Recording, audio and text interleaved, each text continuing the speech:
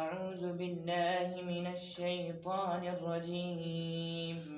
بسم الله الرحمن الرحيم. ليس البر أن تولوا وجوهكم قبل المشرق والمغرب ولكن البر من آمن بالله واليوم الآخر والملائكة والكتاب والنبيين وآتى المال على حبه ذوي القربى واليتامى والمساكين وابن السبيل والسائلين وفي الرقاب وأقام الصلاة وآتى الزكاة والموفون بعهدهم إذا عاهدوا والصابرين في البأساء والضراء وحين البأس أولئك الذين صدقوا وأولئك هم المتقون. صدق الله العظيم. الحمد لله رب العالمين والصلاة والسلام على سيد المرسلين وعلى آله وأصحابه الغر الميامين. أعوذ بالله من الشيطان الرجيم. بسم الله الرحمن الرحيم. ليس البر أن تولوا وجوهكم قبل المشرق والمغرب. یہ آیت کریمہ حضرت رسول پاک صلی اللہ علیہ وسلم پر مدینہ منورہ میں تحویل قبلہ کے بعد، قبلے کی تبدیلی کے بعد نازل ہوئی ہے. اس وقت جب کہ یہود نصارہ تحویل قبلہ کی مخالفت کر رہے تھے اور انہوں نے اس کو مدینہ منورہ کا سب سے بڑا مسئلہ بنا دیا تھا. قرآن مجید نے اس ماحول میں بتلایا کہ تحویل قبلہ اور یہ مشرق و مغرب پر یہ اصرار یہ کوئی بڑی چیز نہیں ہے. بڑی چیز کیا ہے؟ اصل طاعت، اصل بندگی کیا ہے، اصل بر کیا ہے، اس کی طرف توجہ ہونا چاہیے. بہرحال قرآن مجید نے اس ماحول میں مسلمانوں کو اور مدینہ کے اندر بسنے والے سارے لوگوں کو ایک مثبت رخ دکھلایا اور بر کی تعلیم دی گئی. ان آیات کے سلسلے میں یہ بھی آتا ہے کہ حضرت رسول پاک صلی اللہ علیہ وسلم سے ایک صاحب نے سوال کیا کہ بر کیا ہے. اس کے جواب میں یہ آیتیں نازل ہوئی. ممکن ہے کہ اس ماحول میں اس طرح کا سوال بھی کیا گیا اور اس کا جواب بھی ہوا اور اس ماحول کے اندر ایک مثبت رخ لوگوں کو دیا گیا. قرآن مجید نے یہاں عقائد، عبادات، اخلاقیات، معاملات کی اہم ترین باتوں کو ذکر کر دیا گیا ہے. اور واقعتاً اگر کسی نے اس آیت کے اندر جو کچھ پیغام دیا گیا ہے اس پر عمل کر لیا تو گویا اس نے اسلام کی پوری تعلیمات پر عمل کر لیا ہے. قرآن مجید نے سب سے پہلے ان کی غلط فہمی کا ازالہ کیا اور کہا لیس البر ان تولوا وجوہکم قبل المشرق والمغرب. سارا بر، ساری نیکی، ساری طاعت اس میں نہیں ہے کہ تم اپنا رخ مشرق کی طرف کرو اور مغرب کی طرف. ولیکن البر، لیکن نیکی تو یہ ہے کہ جو شخص ایمان لے کر آئے اللہ پر اور آخرت پر. پھر ایمان کا تذکرہ آگے تک ہوتا ہے. تو سب سے پہلی بات تو یہی بتلائی گئی لیس البر. لیس البر میں البر جو آپ یہاں دیکھ رہے ہیں یہ لیسا کی خبر ہے. لیسا کا اسم ان تولوا وجوہکم ہے. البر پر جو الف لام ہے یہ جنس کا ہے اور بر یہ ہر طرح کی طاعت، ہر عبادت اس کے اندر آ جاتی ہے. بر کا ترجمہ کسی ایک طاعت سے، کسی ایک بندگی سے، کسی ایک عبادت سے نہیں کیا جا سکتا. یہ تمام عبادت پر شامل ہے. تو بہرحال یہ بات فرمائی گئی کہ ساری عبادت، ساری طاعت یہ نہیں ہے ان تولوا وجوہکم کہ تم اپنا رخ مشرق و مغرب کی طرف کرو. گویا کہ انہوں نے یہ سمجھا تھا کہ اس وقت سب سے بڑی طاعت اور پوری بندگی کا خلاصہ یہ ہے کہ مشرق و مغرب کی طرف رخ ہونا چاہیے. سمت پرستی کی گویا کہ وہ دعوت دے رہے تھے، اس کے علم بردار بنے ہوئے تھے. قرآن مجید نے اس کا ازالہ کیا کہ یہ اس پر اصرار نہیں ہونا چاہیے، اصل نیکی ہے اس پر توجہ ہونا چاہیے. اور اصل بر کیا ہے اب اس کو بتلایا، اور سب سے اول عقائد کا تذکرہ کیا. وَلَكِنَّ الْبِرَّ، لیکن نیکی یہ ہے من آمن باللہ. وَلَكِنَّ الْبِرَّ، البر یہ لکنہ کا اسم ہے، اور یہاں من آمنہ سے پہلے ایک بر وہ محذوف ہے جو لکنہ کی خبر ہے. وہ ہے کہ آیت کریمہ کا مفہوم اس طرح سے ہے وَلَكِنَّ الْبِرَّ بِرُّ مَنْ آمَنَ بِاللَّهِ، لیکن نیکی تو اس کی نیکی ہے جو ایمان لائے اللہ پر. معلوم ہوا سب سے بڑا بر، سب سے بڑی طاعت یہ ہے کہ انسان اللہ پر ایمان لے کر آئے. من آمن باللہ، اللہ پر ایمان لانے کا مطلب یہ ہے کہ اللہ کی ذات پر بھی، اللہ کی صفات پر بھی. جس طرح سے انسان اللہ کی ذات کو ایک مانتا ہے، اسی طرح سے وہ اللہ کی صفات پر بھی ایمان لائے اور اس میں بھی اللہ کو ایک جانے. اللہ رازق ہیں، اب اس کائنات میں اللہ کے علاوہ کوئی رازق نہیں. اللہ نافع ہیں، اب کوئی دنیا کے اندر نفع پہنچانے والا نہیں. اللہ دار ہیں، نقصان اللہ ہی کی طرف سے آتا ہے، دنیا میں کوئی نقصان پہنچانے والا نہیں. الشافی، اللہ ہی شفا دینے والے ہیں، اللہ کے علاوہ اس کائنات میں کوئی شفا دینے والا نہیں ہے. وہی خالق ہیں، وہی مالک ہیں، وہی قہار ہے، وہی جبار ہے. جو بھی اللہ کی صفات بیان کی گئی ہیں ان صفات کو اللہ کے ساتھ سمجھا جائے، اللہ کی صفات میں کسی اور کو شریک نہ ٹھہرایا جائے. اس کا نام ایمان باللہ ہے. من آمن باللہ والیوم الآخر، اور جو آخرت پر ایمان لائے. آخرت پر بھی ایمان لانے کا مطلب یہ کہ آخرت میں کلی اختیار وہ اللہ کا ہوگا. یہ انسان یقین جانے، کسی کو کوئی اختیار نہیں ہوگا. کوئی اللہ کے حضور کسی کی کوئی سفارش، کوئی شفاعت نہیں کر سکتا جب تک کہ اللہ کی اجازت نہیں ہوگی. یہ یقین ہو.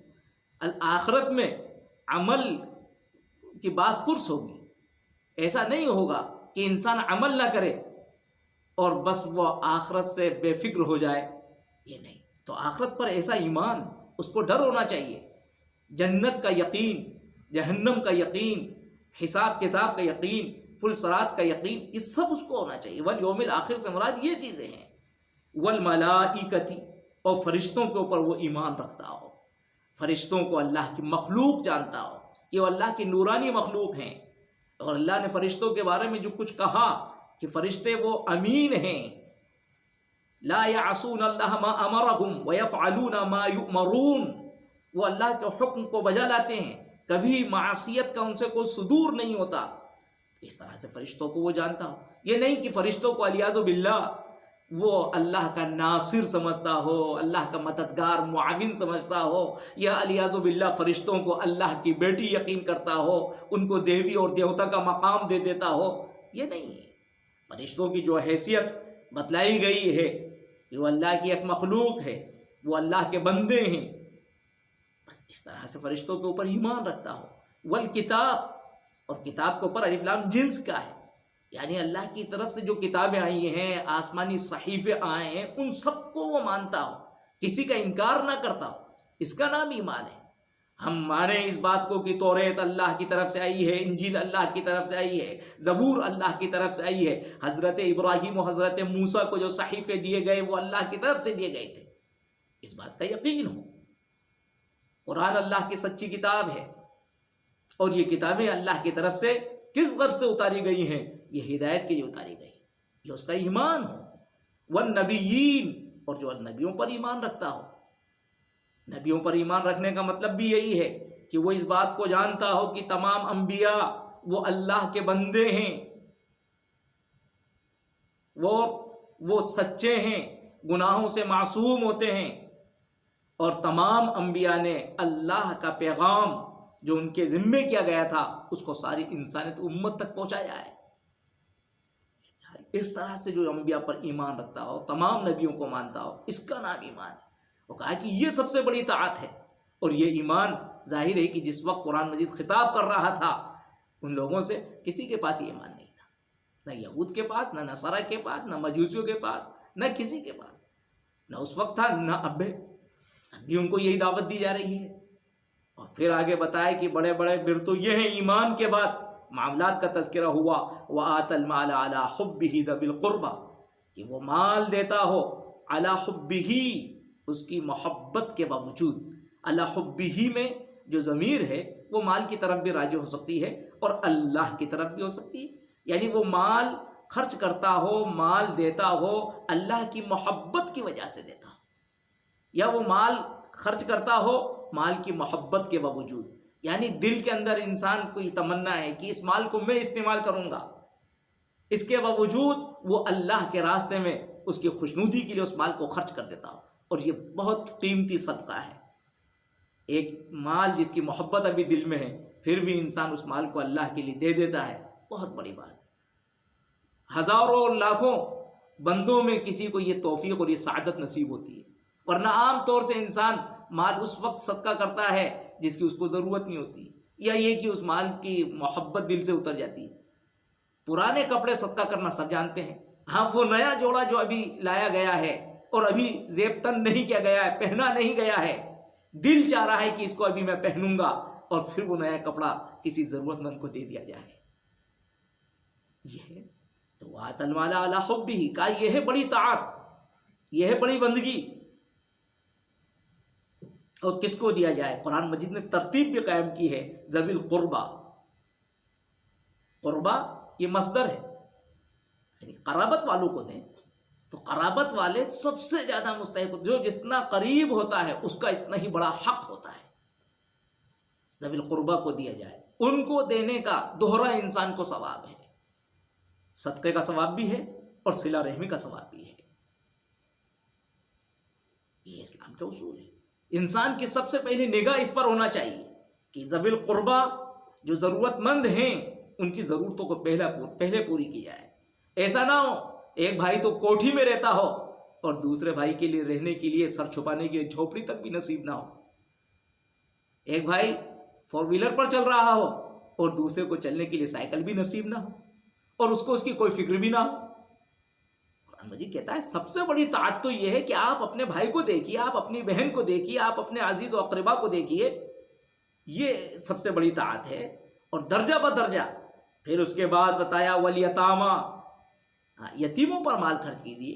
یتیم بچہ وہ جس کے سر سے اس کے باپ کی شفقت کا سایہ اٹھ گیا ہو، جو شفقت سے محروم ہو گیا ہے، اب آپ اس کے لیے محبت کا، رحمت کا ایک باپ والا کردار اس کے ساتھ آپ ادا کیجیے۔ یہ اللہ کا حکم، یہ ہے بڑی طاعت۔ والیتاما، یتیموں کو دیا جائے، ضرورت مند یتیموں کو۔ ظاہر ہے کہ اگر کوئی یتیم ہے لیکن اللہ نے اس کو خوب نوازا ہے تو اس کے سلسلے میں بات نہیں کہی جا رہی ہے۔ ہاں یتیم ہونے کے ساتھ نادار، ضرورت مند۔ اس کے بعد فرمایا والمساکین، مساکین کو دیا جائے۔ مسکین کی جمع مساکین۔ مساکین کا مطلب یہ ہے اسکنت الحاجہ، کوئی مجبوری اور لاچاری ایسی آ گئی ہے جس کی وجہ سے محتاج ہو گیا ہے، تو اب اس کا دست تعاون بنا جائے، اس کی مدد کی جائے۔ وابن السبیل، اور مسافر کو دیا جائے۔ مسافر سفر میں ہے، اب اس کے ایسے حالات پیش آ گئے ہیں کہ اب اس کے لیے توشے تک کے پیسے اس کے پاس نہیں رہے، وہ اپنی منزل تک نہیں جا سکتا ہے، تاکہ اس کو پر آپ خرچ کیجئے۔ والسائلین، اور جو سوال کرنے والے ہیں، کوئی ظاہر ہے کہ کسی کے اوپر کوئی افتاد آ پڑی ہے، اب وہ آپ سے کسی ضرورت کا سوال کرتا ہے تو اس کی مدد کی جائے۔ وفی الرقاب، اور رقابتن کی جمع ہے رقاب، گردن میں۔ گردن سے مراد یعنی یہاں مضاف محذوف ہے، یعنی وفی فک الرقاب، گردن کی آزادی میں۔ اب ظاہر ہے کہ گردن کی آزادی یعنی کوئی غلام ہو گیا ہے، کوئی قید ہو گیا ہے، تو اب اس کو آزاد کرانا، یہ مال خرچ کرنا، یہ بہت بڑی طاعت ہے، یہ بڑا بر ہے۔ کتنی بڑی بات کہی گئی ہے۔ اس زمانے میں بہت سے مظلوم وہ جیلوں میں ہیں، جھوٹے الزام میں ان کو جیل میں ڈال دیا گیا ہے، بیچارے پڑے ہوئے ہیں، ان کو کوئی چھڑانے والا نہیں، ان کی طرف سے کوئی مقدمہ ڈیل کرنے والا نہیں، ان کے پاس اتنے پیسے نہیں کہ وہ اس مقدمے کو جیت سکیں، حل کر سکیں۔ اس کی طرف کوشش کرنا، ان کو آزاد کرانے کی کوشش کرنا. ایک وہ انسان جو مظلوم ہے اس کو ظلم سے نجات دلانا اور آزاد انسانوں کی صف میں لا کر اس کو کھڑا کرنا، کہ یہ بہت بڑی نیکی کی بات، یہ ہے بر کی بات. وَأَقَامَ الصَّلَاةَ وَآتَ الزَّكَاةَ. معاملات کے بعد اب عبادت کا تذکرہ کیا گیا. عبادت بدنی، عبادت مالی کی جو بنیادی عبادات ہیں ان کو یہاں ذکر کر دیا گیا. جو نماز قائم کرتا ہو، یعنی نماز پڑھتا ہو، زکوٰۃ کی ادائیگی کرتا ہو. اور اقام الصلاۃ کے ساتھ جو بات کہی گئی ہے قرآن مجید کی خاص تعبیر ہے، یعنی نماز کو پورے شرائط کے ساتھ، ارکان کی رعایت کے ساتھ، خشوع اور خضوع کے ساتھ، وقت کے اہتمام کے ساتھ، یعنی پوری پابندی اور اچھی طریقے سے جو اللہ کو مطلوب نماز، ایسی جو نماز پڑھتا ہو، یہ بہت بڑا بر ہے. وآت الزکاۃ. زکوٰۃ کی ادائیگی کرتا ہو، زکوٰۃ کے دینے کا بھی جو طریقہ ہے، اس کے جو آداب ہیں ان کی وہ رعایت کرتا ہو. صرف جیب سے خرچ کر دینا، پیسہ نکال کر کسی کے ہاتھ میں رکھ دینا، یہ کوئی کمال نہیں ہے. آداب کی رعایت کے ساتھ کسی کو دینا، یہ کمال ہے. وَالْمُوفُونَ بِعَهْدِهِمْ إِذَا عَاهَدُوا وَالصَّابِرِينَ فِي الْبَأْسَاءِ وَالضَّرَّاءِ وَحِينَ الْبَأْسِ. آگے ذکر کیا، مزید اخلاقیات کی باتیں ذکر کی گئی. والموفون، موفون یہ جملہ اسمی آیا ہے. ویسے قاعدے کے اعتبار سے یہ ہوتا ہے کہ وَأَقَامَ الصَّلَاةَ وَآتَ الزَّكَاةَ، یہاں بھی جملہ فعلیہ ہوتا وَأَوْفَى بِعَهْدِهِ، لیکن والموفون بات کہی گئی.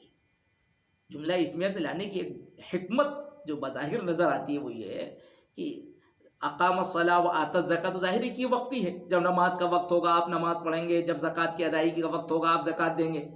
لیکن ایفاء عہد یہ ایک مستقل عبادت ہے. جب آپ نے کسی سے عہد کر لیا ہے تو اب عہد کا وہ وقت بالکل کوئی محدود نہیں ہے کہ وہ گھنٹے بھر کا ہو، 2 گھنٹے کا ہو. اور اگر وہ ہے بھی تو اس کے اندر تسلسل ہے، استقرار ہے، استحکام ہے. جملہ اسمیہ کے اندر استحکام ہوتا ہے، استقرار ہوتا ہے. اسی کو بتلانے کے لیے کہا گیا والموفون بعہدہم. اور وہ جو اپنے عہد کو پورا کرتے ہوں، اذا عاہدوا، جبکہ وہ عہد کر لیں، کہ یہ ہے بر کی بات. والصابرین فی البأساء والضراء، اور صبر کرنے والے بأساء میں، بأساء کہتے ہیں تنگ دستی میں، والضراء بیماری میں، وحین البأس اور جنگ کے موقع سے.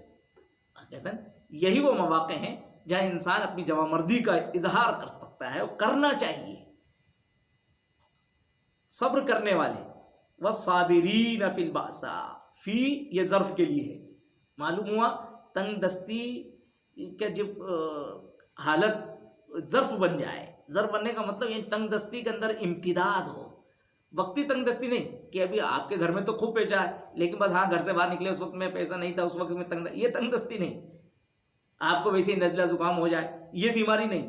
ہاں مستقل بیماری میں آپ ہوں، مستقل آپ کی معاشی حالت بہت کمزور سے کمزور تر ہو گئی ہو، پھر اس میں آپ صابر بن کر دکھائیں کہ یہ ہے کمال کی بات، یہ ہے بہت بڑے بر کی بات.